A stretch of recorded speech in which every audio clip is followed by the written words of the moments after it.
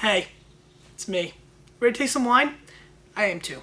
2005 Oregon Pinot Noirs. That's what we're going to do today. We've got three from a wonderful producer, Patricia Green, and one from A to Z and one from Penner Ash. I'm really excited about trying this. As you can tell, this is the second time we're doing Oregon Pinot Noirs in a long time. Or in a short period of time, actually. We've done it about 30 or 40 episodes ago, and we're going to attack it again. 2000 vintage is very controversial. It's a little bit more old school, a little bit lighter. There's a lot of rain in the spring, and so it's a controversial vintage. We just got these wines in, and I'm extremely excited about trying them out. And for that reason, I'm going to try them out. So let's start with the first wine.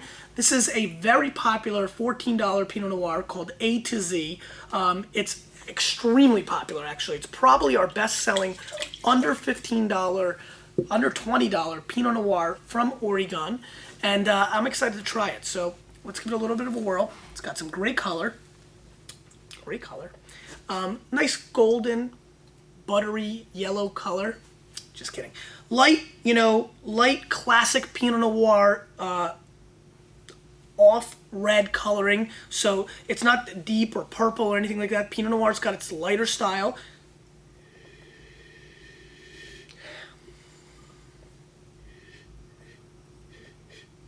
Pretty tight nose. All these wines have been opened for 3.5 hours, so you'd expect from a $15 wine to show a lot more on the nose, but this is not really doing that. This is a screw top wine. And let's give it a taste. Not much on the nose at all. I'm really shocked.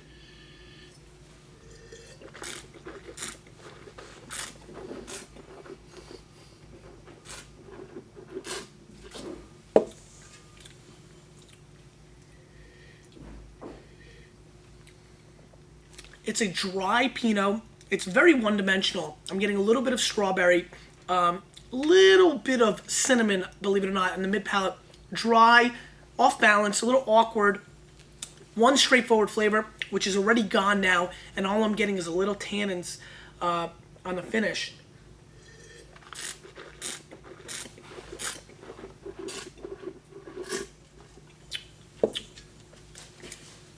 Maybe it's got a little bit more weight than I was giving it credit for. It's a solid effort. Pinot's tricky under $20. It's definitely not the worst bottle of wine I've ever had, but it's definitely not changing my life. And because of that, I'm going to score this wine 85 plus points. It is what it is.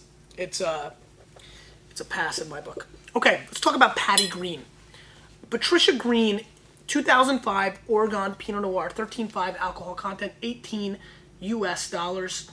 Patty Green is arguably the hottest winemaker in all of Oregon. She was started her career in the wine business, or her real big stay was at Tory Moore, from 1993 to 1999, about 6 years or so. And she's been cultivating some amazing Pinot Noirs. We've got 3 of them today. I'm really excited about getting these in. These are very allocated items, and really your best bet is to go seek this out in all areas, because this wine gets spread all over the country. Every restaurateur, lots of retailers clamor for her wines. She's got a great mailing list. You should get on that mailing list because these wines are getting tougher and tougher to get. And I'm just a big fan of her overall quality of wines. I've not had these 05s. 05's a tricky vintage. Again, they're more elegant from what I hear. I haven't tasted a whole lot, so I'm dabbling into it myself. But Patricia Green is at the top of her game. $18, very fair price for the Oregon Pinot Noir. Very smoky nose.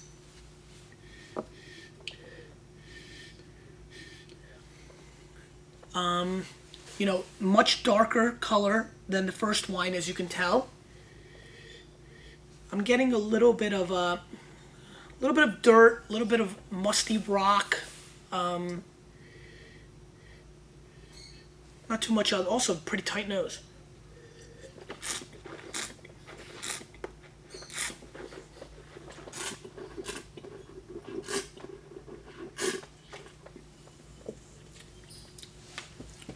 Great mouthfeel, nice structure, little green pepper. I'm getting a little asparagus on mid palate.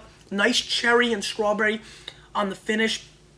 The finish is actually very nice, very elegant and smooth on the finish, whereas in the first part of your palate and really into the mid palate, it was a little rocky there. But this wine's coming across very strong on the mid to finish. Again, these wines are extremely young. We're tasting 05 Pinot Noirs that just got here not too long ago. So, you know, they're definitely tight and wound up, but this wine's showing nice potential. I'm going to score this wine 88 points. I think that's a very fair assessment, which is a nice score for, you know, this wine, $18. There's some things that make me worry about it, but that real zesty cherry cola aspect on the finish with the real strong finish has really got me optimistic that this wine in 3 or 4 years could be even better than this. Patty Green is on the mark. I like the price point for this wine. It's very fair given the quality of juice that they use.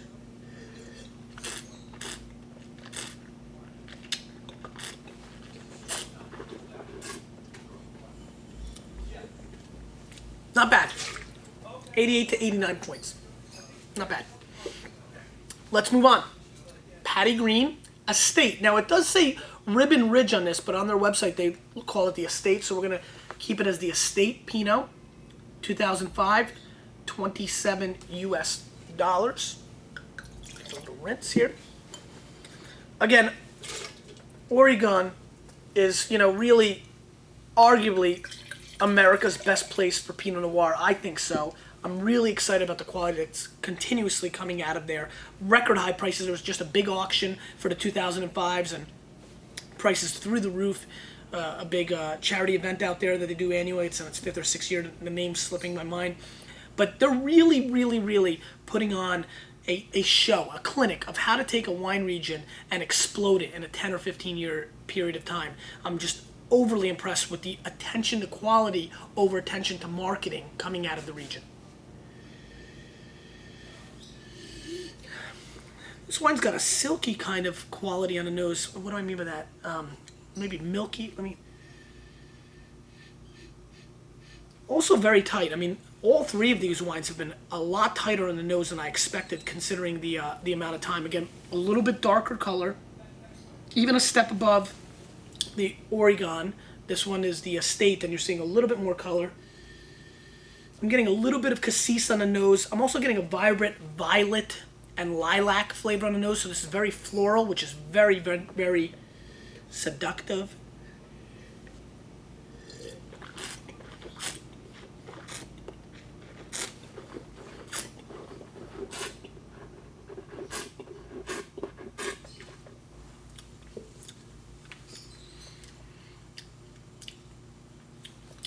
Really acidic mid-palate and finishes a little bit disjointed. Again, these wines are so darn young. I'm a little bit concerned now going through the tasting that we're just tasting them too young. But we're going to assess the wines like we always do, right from the heart. And I'm going to tell you that this is very loaded with dark black pepper, lots of dark cassis blackberry flavors, finishes pretty awkwardly. There's some acidity in there that's bothering me a little bit. It seems a little off balance. Some of the tannins are shooting high on the finish, but not enough to make me not think that that's just a product of its youth and that can evolve, and over 6 months, the next 12 months could taste a lot better and be fun to taste these wines again in 12 months. These are just really monstrous efforts.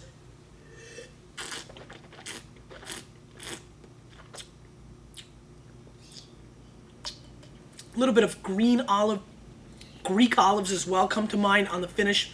You know, a little austere on the finish. I'm going to score this wine 88 points as well. I think it's as good as the Oregon, but not much better. And I you know, so that's where I'm at with this wine.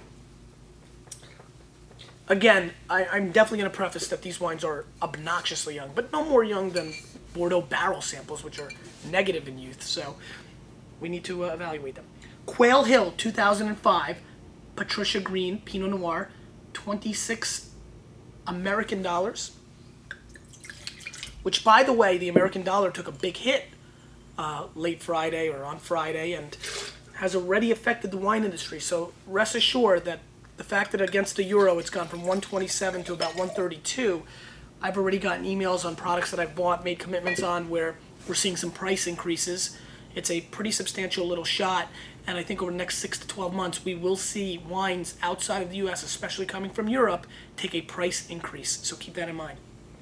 And it could be substantial because the people were holding on, and this kind of tipped them over. So I'm a little bit concerned for the Bordeaux market, especially 2005s, as I was planning to rebuy a lot of them, and Burgundies and Italian wines. We're going to see some price increases. So the economy effects. All right, really dark color, probably on the same level as the Estate. This is again the Quail Hill. Oof. Now this is really showing a lot of nose. Really, I mean, whew, very heavy pepper and jalapeno pepper on the nose. Black pepper and jalapeno pepper, both, maybe even a little bell pepper. I mean, wow, and I love that. So I'm gonna be pumped on that. A little bit of raspberry jam as well coming through. So imagine a little bit of raspberry jam with tons of black pepper. I mean, like, a little more, please. A lot of black pepper.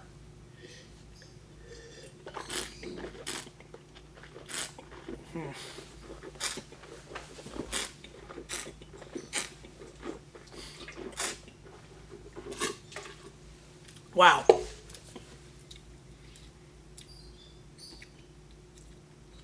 Wow. This kind of calms my whole thought process that these wines are way too young. This wine is exploding. Tons of black pepper. I'm getting really nice clove aspect, little white clove on the finish. Tons of cherry. I mean, bright, sour, old school sour cherries on the finish. Clear cut strawberry, maybe even a little red cassis. Jammy, but very peppery, very terroir driven earth flavors, but mixing in and just bouncing all over your palate.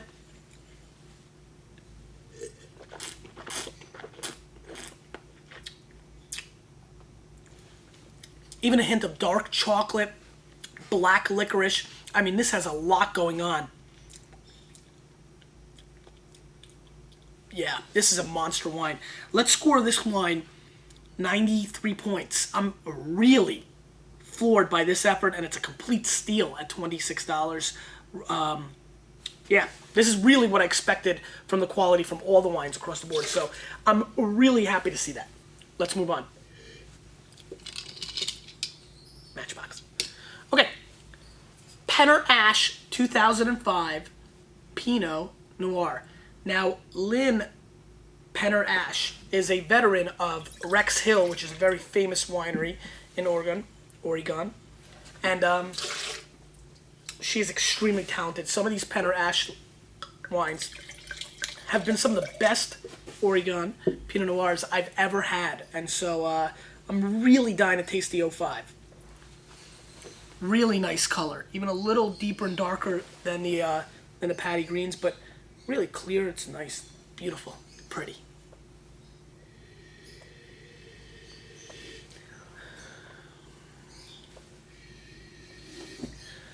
Do I have a stuffy nose today? I don't know. I'm struggling for nose today for some reason. I don't feel like I'm stuffed, so. Very, very small hint of violet as well on this wine.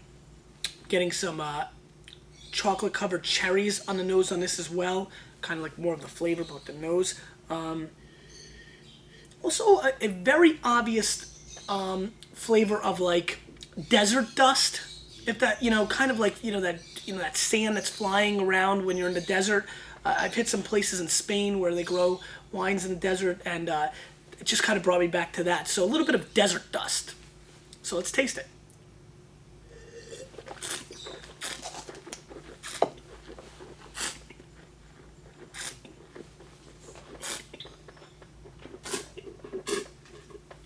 Wow. Wow. Everything this wine was not showing on the nose, it's coming in spades on the body. Pure silk. Amazing mouthfeel. One of the best mouthfeel Pinot Noirs I've tasted in a long time. Really, really candied strawberry flavors coming through. Very polished, pure silk. I mean, silky sheets all the way on this wine. And and very obvious cherry and strawberry flavors integrated very nicely. Also, like almost like rich soil flavors are coming through. You know, that really like black soil that you're able to put your hands into, and it's just like soft and muddy, kind of really nice flavors are coming through. Yeah, this is a nice wine. Very, very polished. That's what I can say. That's what really makes me think of this wine. $40 US. Let's score this wine 92 plus points. I'm very high on this wine. Just didn't give me the wonderful ride that the Quail Hill did, but everything else is on point, well structured. Nice big bottle too. Big punt. Wow, actually. Let me make sure I don't spill anything. I don't know if you can see this. Crazy punt. I mean, I can fit my whole head in there. You know, it's pretty wild. Okay, so we did that. We tasted the wines. I've got to tell you, my first thoughts about 05 is they're a little bit of a lighter, less explosive version of the 04 and 03, tasting them at this point. I think the rain might have softened some of the flavors in the 05s. These two producers, Penarash and Patty Green especially, are some of the best producers in the entire area. So it was really quite an honor, and I thank them for producing such great wines from their heart. They're both wonderful ladies and really doing amazing stuff. What else?